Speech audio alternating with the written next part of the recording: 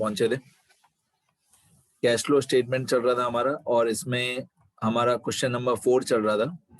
और last video lecture में मैंने आप लोगों को इतना बताया था कि एक छोटी सी गलती हो गई हमारी, हम लोगों ने ये प्रोविजन फॉर डेप्रिसिएशन 1 लाख और 3 लाख सॉल्व नहीं किया। तो एक अकाउंट बनेगा प्रोविजन फॉर डेप्रिसिएशन का, एक अकाउंट बनेगा हमारा प्रोविजन फॉर डेप्रिसिएशन का। इसमें हम लोग 1 लाख और 3 लाख ये वाला लिखेंगे, 1 लाख और 3 लाख। प्रोविजन फॉर डेप्रिसिएशन में ओपनिंग बैलेंस लिखा 1 लाख और क्लोजिंग बैलेंस लिखा 3 लाख।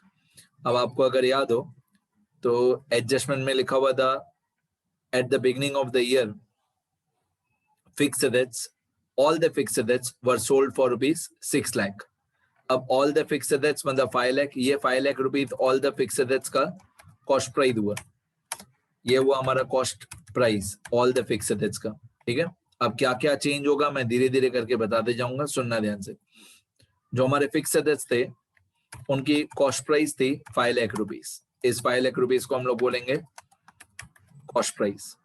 अब ये जो 1 लाख रुपीज है इसको बोलते हैं एक्यूमुलेटेड डेप्रिसिएशन 1 लाख रुपीज। मतलब अगर फिक्स्ड एसेट्स ओपनिंग 5 लाख है सारे के सारे, तो डेप्रिसिएशन भी सारा का सारा इन्हीं फिक्स्ड एसेट्स का होगा।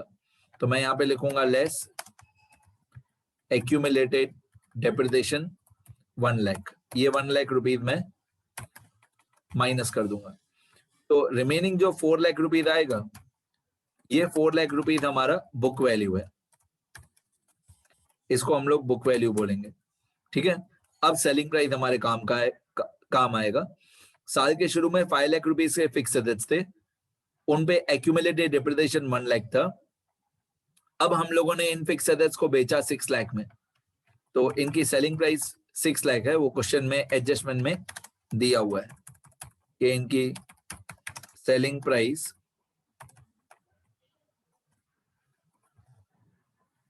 6 लाख रुपीज है। तो अगर बुक वैल्यू 4 लाख है और सेलिंग प्राइस 6 लाख है तो हमारा प्रॉफिट हुआ 2 lakh rupees.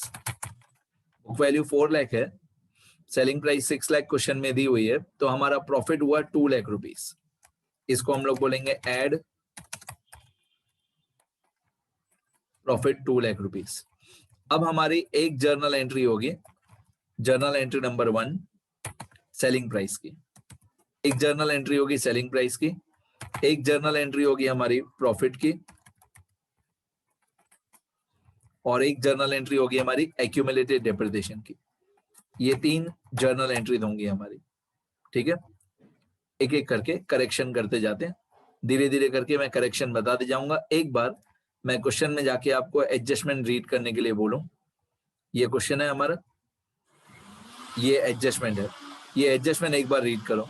The company has sold off all the fixed assets for ₹6 lakh. तो फॉर मतलब क्या, selling price. In the beginning of the year, in the beginning of the year fixed assets थे 5 लाख के और उनका डेप्रिसिएशन था 1 लाख। तो 5 लाख कॉस्ट प्राइस था, उसने 1 लाख डेप्रिसिएशन हुआ, तो बाकी बुक वैल्यू आया 4 लाख। 5 लाख माइनस 1 लाख, बाकी बुक वैल्यू आएगा 4 लाख। अब वो 4 लाख की बुक वैल्यू के फिक्स्ड एसेट्स हम लोगों ने बेचे 6 लाख में, book value 4 lakh, selling price 6 lakh, तो 2 लाख रुपए हमारा प्रॉफिट हुआ। And has credited the profit to capital reserve, और जितना भी प्रॉफिट हुआ वो कैपिटल रिजर्व में हमने ट्रांसफर किया है। अब ये हमारी 3 जर्नल एंट्री होगी एक सेलिंग प्राइस की। सेलिंग प्राइस की जर्नल एंट्री मैं एक ही लाइन में लिख रहा हूं। सेलिंग प्राइस की जर्नल एंट्री होगी bank account debit to fixed assets account. वैसे एक लाइन में नहीं लिखना चाहिए कभी भी। बैंक टू फिक्स्ड एसेट्स कितना, 6 लाख जो सेलिंग प्राइस है। दूसरी जर्नल एंट्री होगी प्रॉफिट की। क्वेश्चन में लिखा हुआ है कि जितना भी प्रॉफिट है वो हम लोगों ने कैपिटल रिजर्व में ट्रांसफर मतलब क्रेडिट किया है, तो कैपिटल रिजर्व हो जाएगा क्रेडिट, तो फिक्स्ड एसेट्स अकाउंट हो जाएगा debit, fixed assets account debit हो जाएगा। फिक्स्ड एसेट्स अकाउंट हो जाएगा debit to capital reserve. Question में लिखा हुआ है कि जो प्रॉफिट है वो कैपिटल रिजर्व में ट्रांसफर करो, तो जर्नल एंट्री होगी fix assets account debit to capital reserve. और एक्यूमुलेटेड डेप्रिसिएशन की एंट्री मैंने थियरी वाले पेजेस में तो बताई है, पर सम्स वाले पेजेस में नहीं बताई है। एक्यूमुलेटेड डेप्रिसिएशन की एंट्री होती है provision for depreciation account debit, provision for depreciation account debit to fixed assets account, और इसकी अमाउंट है 1 लाख। ये 3 जर्नल एंट्री आपको याद करनी है। पहली एंट्री जो सेलिंग प्राइस वाली है वो एंट्री करना कंपलसरी है। दूसरी एंट्री जो प्रॉफिट वाली है वो एंट्री करना भी कंपलसरी है। तीसरी एंट्री जो एक्यूमुलेटेड डेप्रिसिएशन वाली है, ये एंट्री हम लोग सिर्फ तभी करते हैं जब प्रोविजन फॉर डेप्रिसिएशन अकाउंट हमने बनाया हो। अगर हमने प्रोविजन फॉर डेप्रिसिएशन अकाउंट बनाया हो तो ये 3rd नंबर एंट्री सबसे ऊपर वाली तो ही होती है। तो हम लोगों ने पहले गलतियां की हैं। हमारा पहले प्रॉफिट आ रहा था 1 लाख, पर एक्चुअली में प्रॉफिट है कितना, 2 लाख, क्योंकि पहले हम लोगों ने ये एक्यूमुलेटेड डेप्रिसिएशन कैलकुलेट ही नहीं किया था, ये हमने देखा ही नहीं था कि लायबिलिटी साइड पे दिया हुआ है। अब मैं ये 3 जर्नल एंट्री करूंगा। पहली entry bank account debit to fix assets 6 lakh, तो बैंक में होगा डेबिट। कौन सी बैंक, इन्वेस्टिंग, इन्वेस्टिंग में इनफ्लो, ये रहा इन्वेस्टिंग एक्टिविटी, ये इनफ्लो, ये 6 लाख, मतलब बैंक अकाउंट डेबिट 6 लाख, वो सही लिखा हुआ है। टू फिक्स एसेट्स, तो फिक्स एसेट्स अकाउंट में होगा क्रेडिट 6 लाख, ये फिक्स एसेट अकाउंट, ये क्रेडिट साइड 6 लाख, मतलब पहली एंट्री हमारी सही लिखी हुई है, bank account debit to fix assets, done.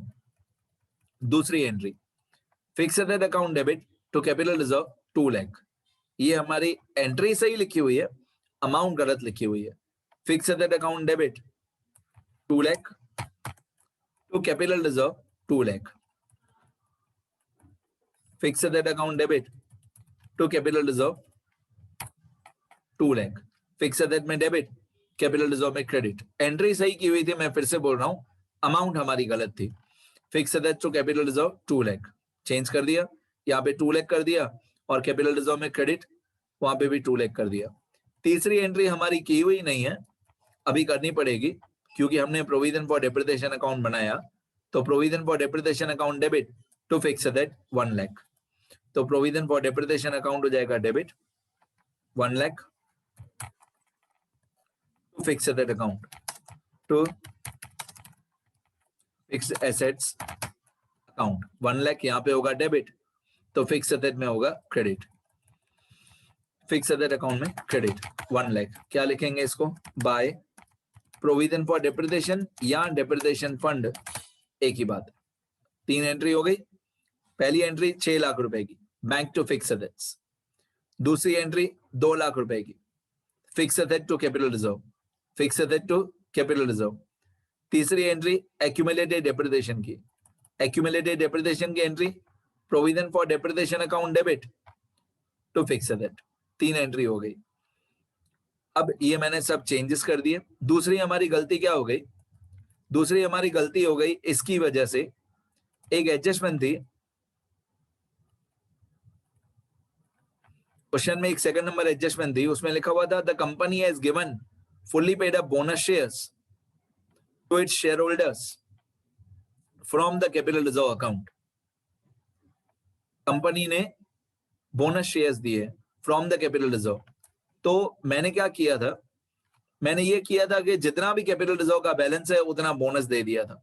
देखो ये कैपिटल रिजर्व के अकाउंट में मैं आपको लेके जाता हूं, ये कैपिटल रिजर्व का अकाउंट, ओपनिंग था 1 लाख, और पहले हमने यहाँ पे 1 लाख लिखा था, तो 1 लाख और 1 लाख हो गया 2 लाख, तो हमने बोनस में लिखा था 2 लाख।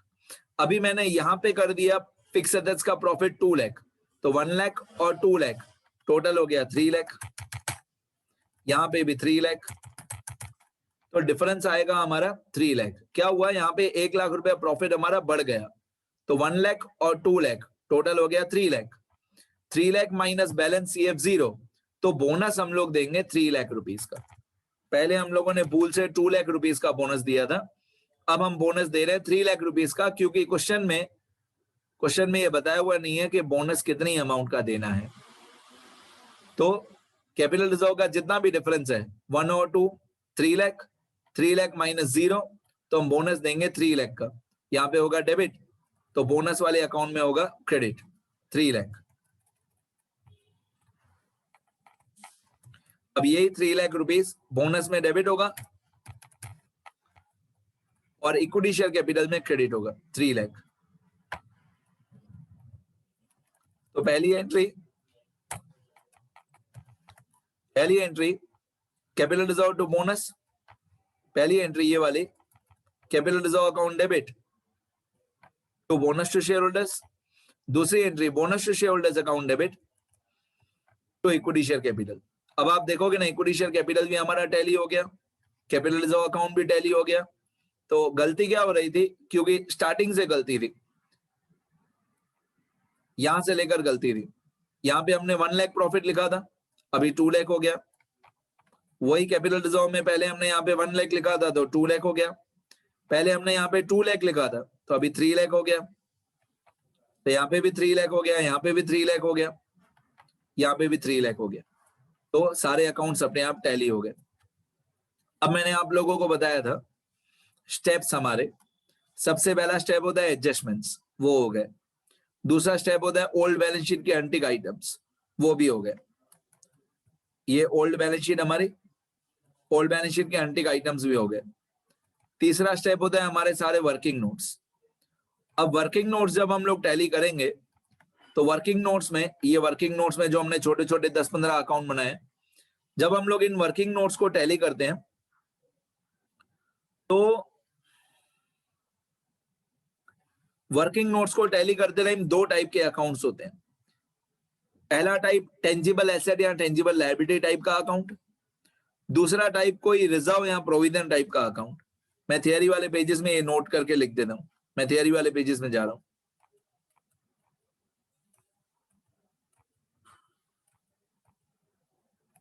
ये थियरी वाले पेजेस, जब हम लोग वर्किंग नोट्स को टैली करेंगे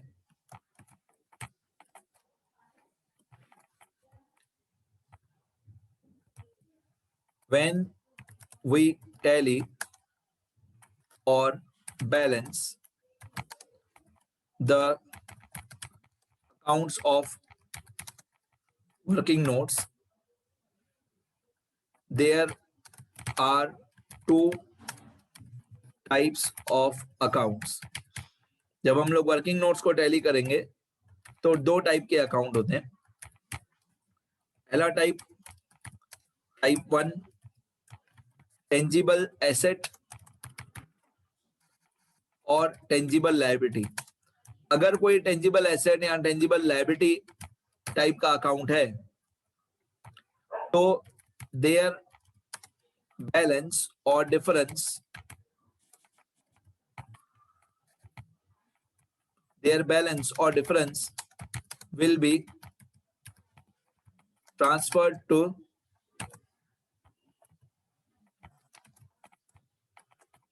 बैंक अकाउंट। अगर कोई टेंजिबल एसेट या टेंजिबल लायबिलिटी टाइप का कोई अकाउंट है तो उनका जितना भी डिफरेंस है वो बैंक में लेके जाओ, टाइप 1। टाइप 2, अगर कोई रिजर्व या फंड या प्रोविजन टाइप का अकाउंट है, अगर कोई रिजर्व है, कोई प्रोविजन है या कोई फंड है तो there balance should be transferred to profit and loss account. यहां आप इसको SPL बोल दो, statement of P&L, statement of profit और लॉस। ठीक है, तो 2 टाइप के अकाउंट होते हैं, या कोई टेंजिबल एसेट या लायबिलिटी या कोई रिजर्व या फंड। अगर टेंजिबल एसेट या लायबिलिटी है तो उसका डिफरेंस बैंक में लेके जाओ, अगर कोई रिजर्व टाइप का अकाउंट है तो उसका डिफरेंस P&L में लेके जाओ। ठीक है, जो लोग रिकॉर्डेड वीडियो देखेंगे यहाँ पे वीडियो 2 सेकंड पॉज कर लो और ये रूल्स लिख लो पहले, उसके बाद आगे बढ़ना।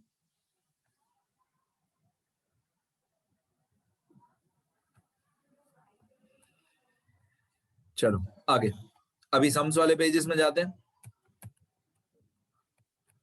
सम्स वाले पेजेस में हमारा क्वेश्चन 4 चल रहा था। तो मैं आपको ये बता रहा था कि वर्किंग नोट्स टैली कैसे करने हैं। जैसे पहला अकाउंट है फिक्स एसेट अकाउंट, तो फिक्स एसेट में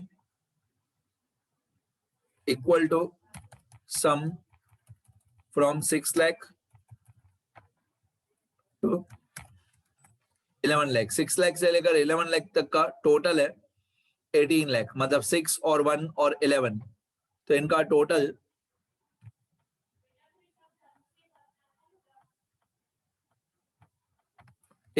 हुआ है 18 लाख। क्रेडिट का टोटल है 18 लाख, डेबिट का टोटल है 7 लाख, तो डिफरेंस आएगा 18 माइनस 7, डिफरेंस आएगा हमारा 11 लाख। ये जो डिफरेंस आएगा हमारा 11 लाख, इसी डिफरेंस की मैं बात कर रहा था कि अगर कोई टेंजिबल एसेट या टेंजिबल लायबिलिटी टाइप का अकाउंट है, जैसे फिक्स एसेट एक टेंजिबल एसेट है, तो अगर कोई टेंजिबल एसेट या टेंजिबल लायबिलिटी टाइप का कोई अकाउंट है, तो इनका जो डिफरेंस होगा वो बैंक अकाउंट में जाएगा। मतलब ये 11 लाख जो डिफरेंस है ये बैंक अकाउंट में जाएगा। इसको लिखेंगे टू बैंक अकाउंट। असली स्टोरी अभी शुरू होती है। ये जो डिफरेंस है 11 लाख, ये कैश फ्लो स्टेटमेंट में जाएगा, और जब ये आप 11 लाख कैश फ्लो स्टेटमेंट में लिखोगे तो उस कैश फ्लो स्टेटमेंट की एंट्री की मार्क्स है। लेकिन इस 11 लाख तक पहुंचने के लिए आपको ये सारा फिक्स्ड एसेट अकाउंट बनाना पड़ेगा, सारे एडजस्टमेंट्स अच्छी तरह सॉल्व करने पड़ेंगे। सब अच्छी तरह एडजस्टमेंट सॉल्व होंगे तो ये डिफरेंस 11 लाख आएगा। अब यहाँ पे होगा 11 लाख डेबिट, तो बैंक में होगा 11 लाख क्रेडिट। पूरे कैश फ्लो स्टेटमेंट में क्रेडिट करना हो तो लेस करो। ये 11 लाख यहाँ पे हुआ डेबिट, तो बैंक में होगा क्रेडिट। कौन सी बैंक? फिक्स एसेट मतलब कौन सी बैंक? फिक्स एसेट मतलब इन्वेस्टिंग एक्टिविटी, तो 11 लाख इन्वेस्टिंग एक्टिविटी में क्रेडिट, 11 लाख इन्वेस्टिंग एक्टिविटी में क्रेडिट मतलब आउटफ्लो। तो ये हमारा परचेज हुआ, परचेज ऑफ फिक्स एसेट, मतलब फिक्स एसेट में हुआ डेबिट और बैंक में हुआ क्रेडिट। फिक्स एसेट अकाउंट में हुआ डेबिट और बैंक अकाउंट में हुआ क्रेडिट। बैंक अकाउंट में क्रेडिट मतलब कैश आउटफ्लो, बैंक अकाउंट में क्रेडिट मतलब कैश आउटफ्लो, पैसे गए हमारे। ये बैंक अकाउंट क्रेडिट हुआ और फिक्स एसेट में डेबिट हुआ। ठीक है, अब इस 11 लाख के मार्क्स है, लेकिन सब कुछ सही होगा तो ये डिफरेंस 11 लाख सही आएगा। आगे सेकंड नंबर अकाउंट कौन सा है? पहला अकाउंट है फिक्स एसेट, सेकंड नंबर हमारा अकाउंट है प्रोविजन फॉर डेप्रिसिएशन। अब प्रोविजन फॉर डेप्रिसिएशन का डेबिट का टोटल है 3 लाख, प्रोविजन फॉर डेप्रिसिएशन का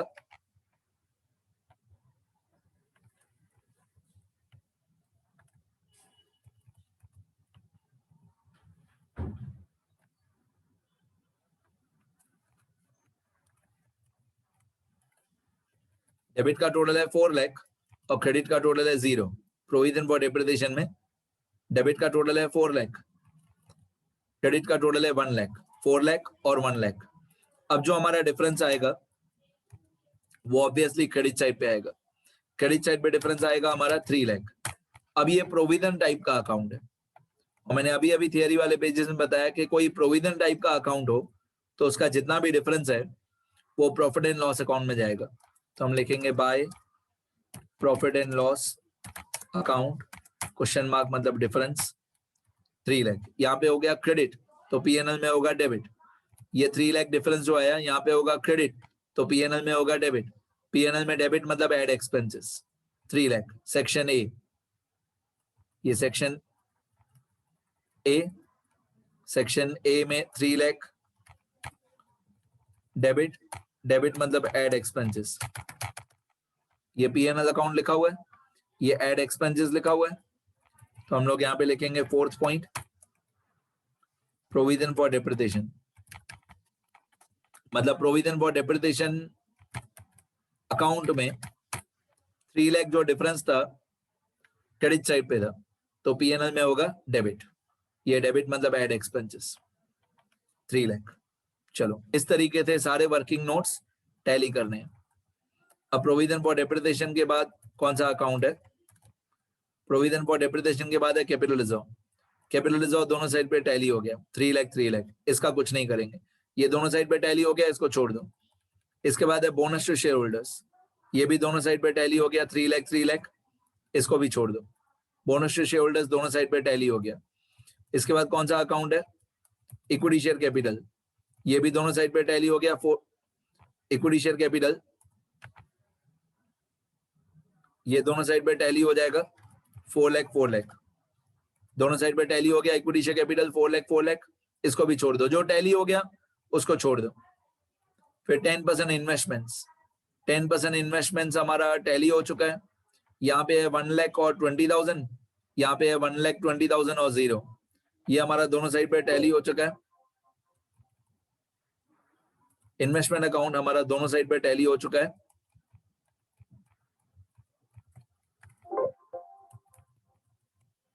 $1 लाख 20,000,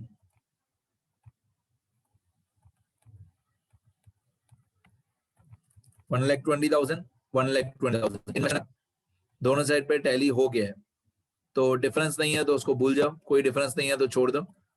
प्रोविजन फॉर टैक्सेशन ये भी दोनों साइड पे टैली हो चुका है, 7 लाख 7 लाख, दोनों साइड पे टैली हो चुका है, जो टैली हो गया उसको छोड़ दो।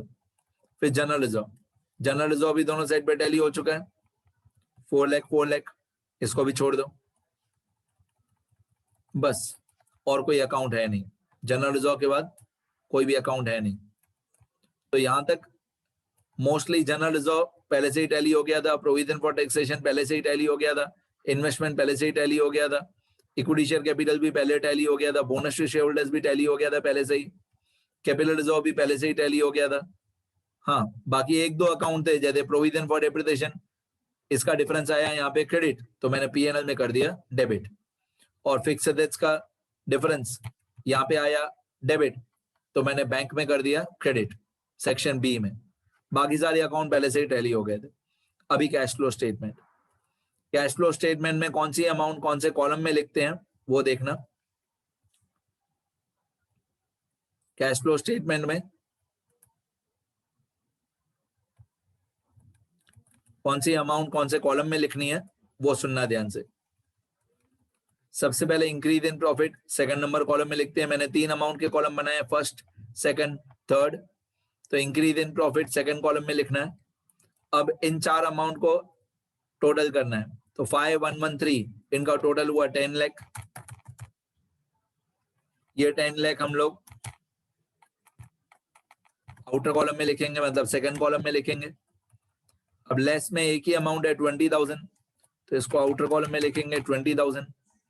आपको चाहिए तो माइनस साइन लगाओ, आपको चाहिए तो ब्रैकेट लगाओ, जैसे आपके टीचर या प्रोफेसर बोले, माइनस मतलब ब्रैकेट 20,000।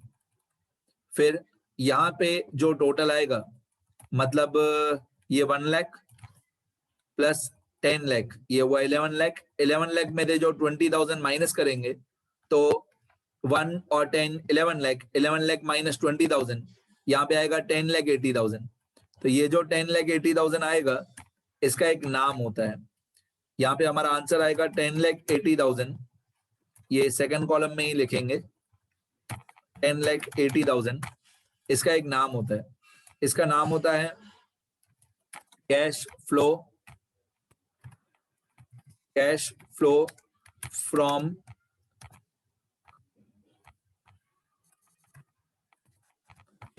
फ्रॉम ऑपरेटिंग activities,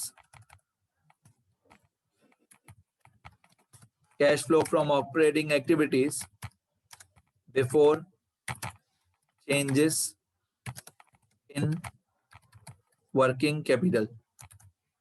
ये इसकी हेडिंग होती है, मतलब ये जो 10 लाख 80,000 आया, इसको बोलते हैं cash flow from operating activities before changes in working capital. इसके बाद चेंजेस इन वर्किंग कैपिटल में ऐड पे है 132, तो ये हुआ टोटल 6 लाख। ये 6 लाख आउटर कॉलम में, सेकंड कॉलम में 6 लाख। लेस पे एक ही अमाउंट है 1 लाख, ये 1 लाख आउटर कॉलम में, माइनस 1 लाख। और पेमेंट ऑफ टैक्सेस में 2 लाख है, मैं इसमें माइनस साइन लगा देता हूं, आप लोग ब्रैकेट लगा देना, 2 लाख।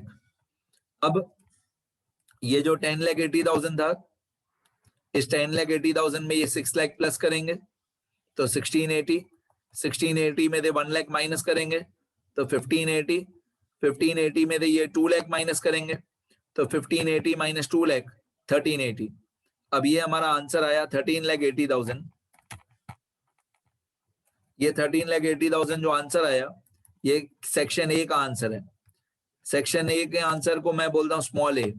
सेक्शन ए की हेडिंग मतलब कैपिटल ए, सेक्शन ए का आंसर मतलब स्मॉल ए। इसको बोलते हैं net cash flow net cash flow from operating activities. Net cash flow from operating activities, ये आंसर। मेरे कहने का मतलब है थर्ड अमाउंट के कॉलम में सिर्फ स्मॉल ए का आंसर आएगा और देखो कुछ भी नहीं है। थर्ड अमाउंट के कॉलम में सिर्फ स्मॉल ए का आंसर है, फिर स्मॉल बी का आंसर आएगा थर्ड अमाउंट के कॉलम में, स्मॉल बी का आंसर, फिर स्मॉल सी का आंसर। ठीक है। अब सेक्शन बी 6 लाख और 120, 6 लाख और 120 हुआ 720। ये 11 लाख माइनस में है, ठीक है। प्लस में 2 अमाउंट है, माइनस में एक ही अमाउंट है, तो हमारा आंसर ऑब्वियसली माइनस में आंसर आएगा। तो यहाँ पे जो आंसर माइनस में आएगा 720 माइनस 11 लाख, 720 माइनस 11 लाख, तो आंसर आएगा माइनस 3,80,000। माइनस 3,80,000 माइनस में आंसर पॉसिबल है, चलेगा। स्मॉल बी, इसको बोलेंगे net cash flow from investing activities, ये स्मॉल बी का आंसर। स्मॉल सेक्शन बी में 2 अमाउंट प्लस में है, एक अमाउंट माइनस में है, माइनस वालों का टोटल ज्यादा है तो आंसर माइनस में आया। कोई बात नहीं, माइनस में भी होता है, तो कैपिटल बी का आंसर स्मॉल बी। अभी सेक्शन सी, सेक्शन सी में प्लस में एक ही अमाउंट है 2 लाख, माइनस में एक ही अमाउंट है 1 लाख,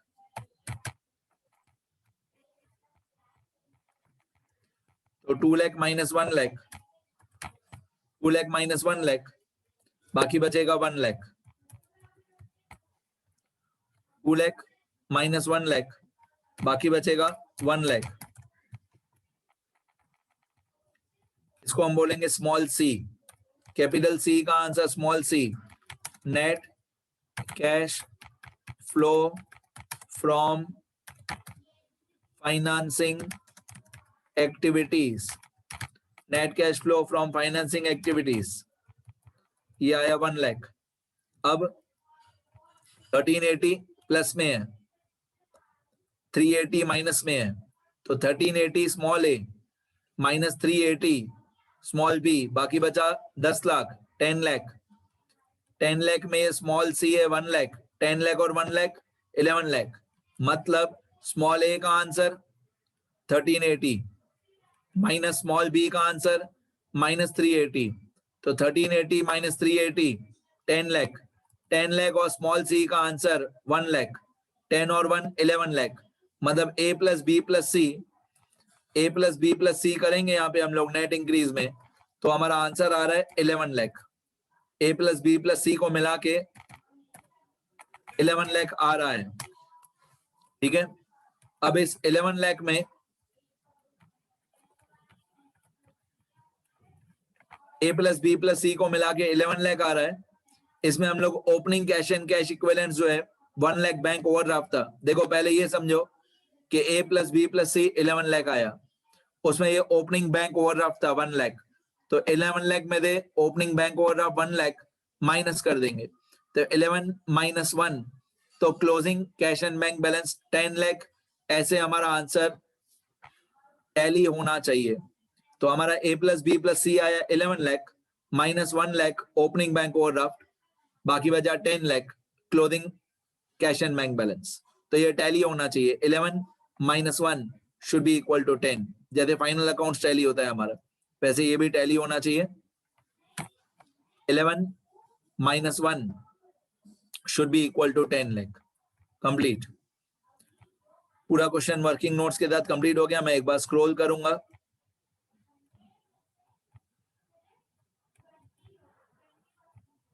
ये जो भी सब रूल्स हैं ये लिखते जाना।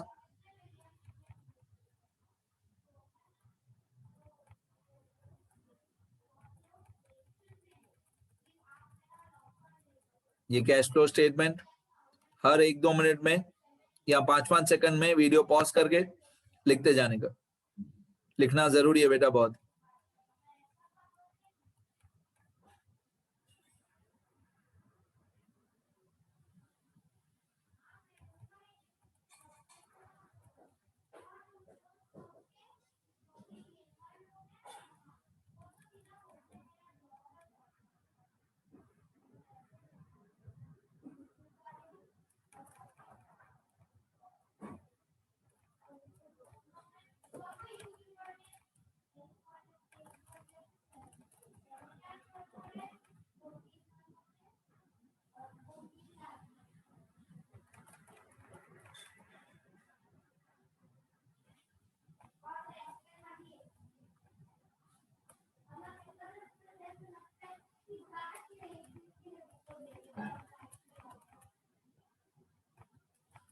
ये लिखना साइड में जो लिखा है मैंने।